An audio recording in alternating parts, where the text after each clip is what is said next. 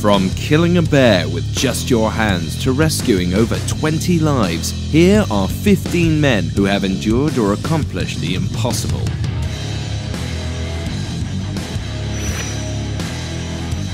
Jackson Hole, Wyoming, today a tourist delight, was once a town for the strong-hearted. C. Dale Peterson, one of its residents, embodied the town's rugged personality when he killed a grizzly bear with his bare hands. When Peterson stumbled upon the bear, it was already annoyed because of a group of hikers, causing the bear to attack Peterson. The rugged Peterson reacted by jamming his right hand down the bear's throat, and while maintaining a tight grip, Peterson ferociously bit the bear's jugular vein. When the bear collapsed, Peterson beat the animal to death.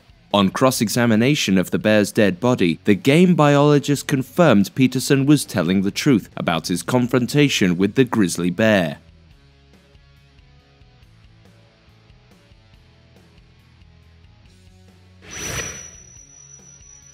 Sharvash Karapetyan was a 17-time world champion fin swimmer.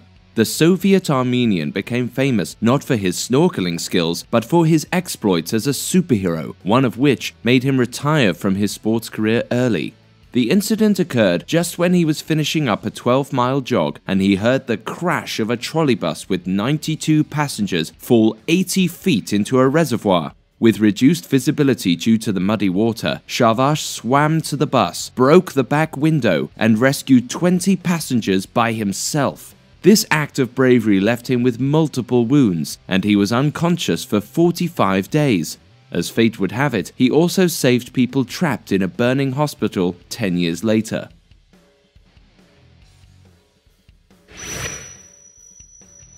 Poland was in crisis during the early period of World War II, when the country was being torn by Nazi Germany and Russia. Witold Pilecki was a Polish soldier and a member of the Polish resistance, which operated in secret. He volunteered to be an inmate at the Auschwitz concentration camp to gather information and intelligence. During his incarceration from 1941 to 1943, he masterminded a resistance movement behind bars, releasing valuable information to the Western Allies about Nazi Germany's genocide crimes before his escape.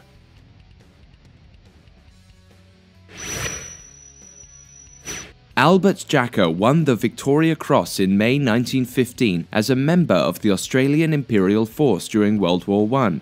On one occasion, he showed his bravery by rescuing 40 members of his platoon who had been arrested by Germans after they blew up the rest of his platoon.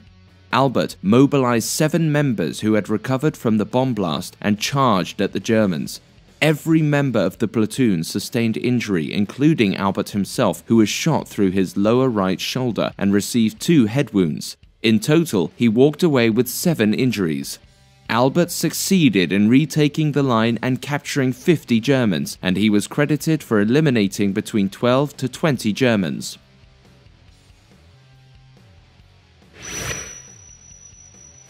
Soviet doctor Leonid Rogozov developed peritonitis on the night of April 29, 1961. His only chance at survival was to surgically remove his appendix or risk death, and unfortunately, he was the only doctor present at the Novolazarevskaya station in Antarctica. The nearest medical aid was 1,000 miles away. The only option he had was to perform the appendectomy himself, which he did with the help of 2 non-medically trained researchers acting as surgical tool passers. Within 2 hours, Dr. Rogozov removed his appendix using a scalpel, a mirror, and some Novocaine.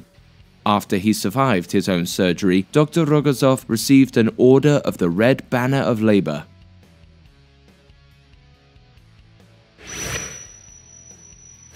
By the end of World War II, Audie Murphy was credited for having killed 240 German soldiers. Even though he was only 21 years old, he became the most decorated US soldier, winning 33 awards and medals. But Audie Murphy, nicknamed Captain America, did not have a fancy entry into the US military. In 1942, the Marines and Air Force rejected him for standing at 5'5" and weighing just 110 pounds. He managed to join the army, and even during his training, he collapsed halfway through, but he was determined to fight. In 1944, while still battling malaria he contracted in Italy, he was deployed to France, where he encountered a German machine gun crew that pretended to surrender. Before the Americans could discover the German crew's deceit, the Germans picked up their rifles and started firing, killing numerous Americans and Audy's friend, which made Audy go berserk. Audy killed every Nazi within a 100-yard radius using the Germans' own weapons against them. 6 months later, his team number was shredded from 128 to 19, and they faced a huge German onslaught in a critical region in France. Instead of running away, Audy jumped onto the disabled M tanks and used the .50 caliber machine gun mounted on one of the tanks. This act of bravery, coupled with his tenacious approach in combating the German force, led Audy to deliver a decisive victory with a small group of Americans dismantling the German onslaught.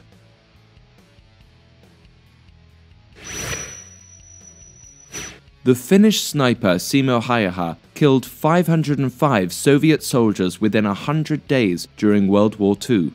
This feat earned him the nickname the White Death because of his white camouflage suit. Simo was a farmer in 1939 until Russia invaded Finland, rousing his patriotic passion and leading him to defend his country. He picked up his rifle and a few cans of food, and in 6 feet of snow he started shooting at Soviet soldiers.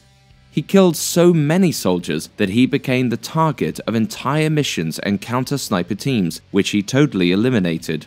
On March 6, 1940, someone got lucky, landing a bullet in his head, which caused him to fall into a coma. Coincidentally, he woke up on March 13th, the day the war ended.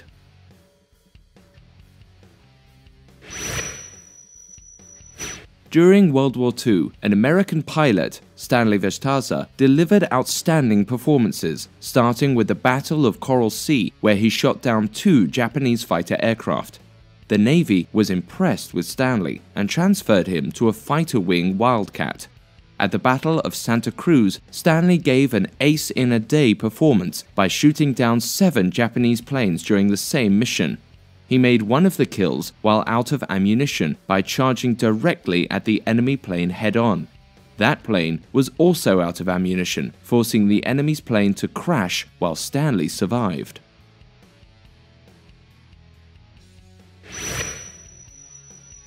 Siberian native Grigory Rasputin was an influential figure in Russia owing to his relationship with the Russian Tsar Nicholas II. He was known as a mystical faith healer, and it was thought Rasputin cured the Tsar's son of hemophilia. The Russian aristocrats did not like the influence Rasputin had over the Tsar, prompting them to plot his death. He was first poisoned with cyanide, which they put in his drink. The dose would have killed several men, but he was still breathing several hours later. They proceeded to shoot Rasputin in the back, but the shot did not kill him. Realizing he was still alive, the shooters shot him 3 more times, tied him up, rolled him in a carpet, and dumped Rasputin in a semi-frozen river.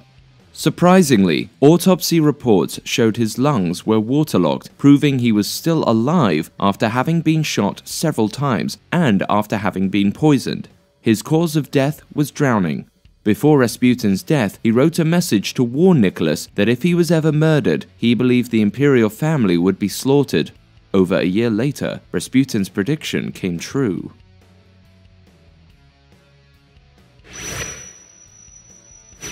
Louis Zamperini competed at the 1936 Berlin Olympics as a long-distance runner. During the race, Louis got cut several times by the other runner's cleats, and he was bleeding everywhere. Although he did not win, the spectators applauded him, and Hitler asked to shake his hand for not quitting. His next Olympic performance in Tokyo was called off due to the famous World War II. Louis joined the military. He was captured and tortured for 2 years in Japan, and he became an inspirational figure after his release from prison. Louis even went back to Japan to forgive the guards who tortured him.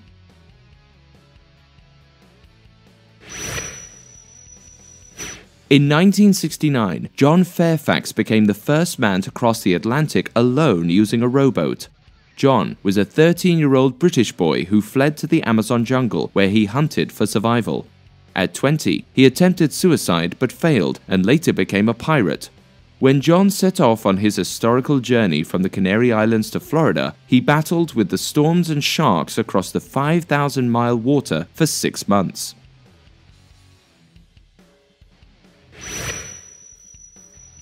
Le Pic and Monsieur's Grand Prix settled their dispute over a beautiful opera dancer by fighting a duel.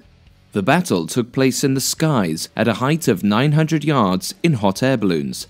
Le Pic fired his blunderbuss firearm but missed, while Grand Pregot hit his target by hitting his opponent's balloon. It deflated and fell to earth, killing both Le Pic and his partner.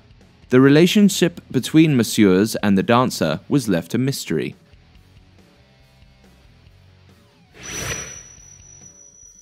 Jack Churchill was a commander nicknamed Mad Jack by his colleagues.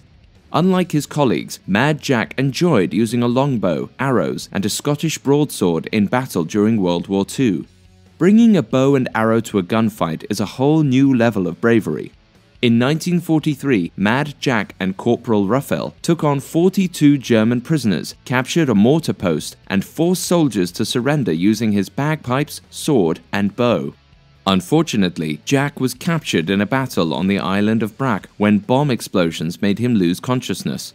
He escaped from a prison in Sagan but was recaptured and imprisoned at Schackenhausen. He was later released.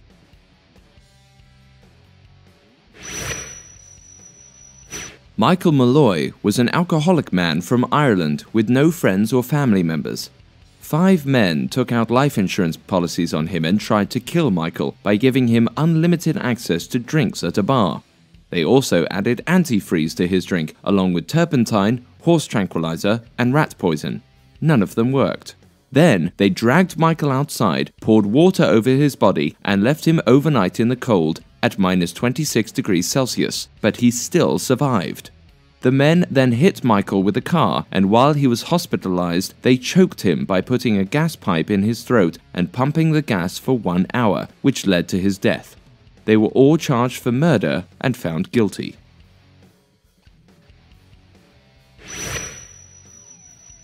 In 1823, Hugh Glass was hiking when a bear defending her 2 cubs attacked him.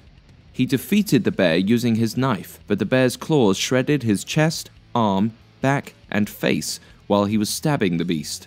His colleagues left him to die in order to get away from this dangerous area where Native Americans who had been hunting them. Native Americans had already killed half of the team. When Hugh regained consciousness, he covered himself with a bear hide shroud and crawled along the banks of River Cayenne. For 6 weeks, he prevented his wounded back from getting gangrene infection, killed and ate rattlesnakes, and crawled until he found help. Hey guys, thanks for watching. Make sure to like and subscribe.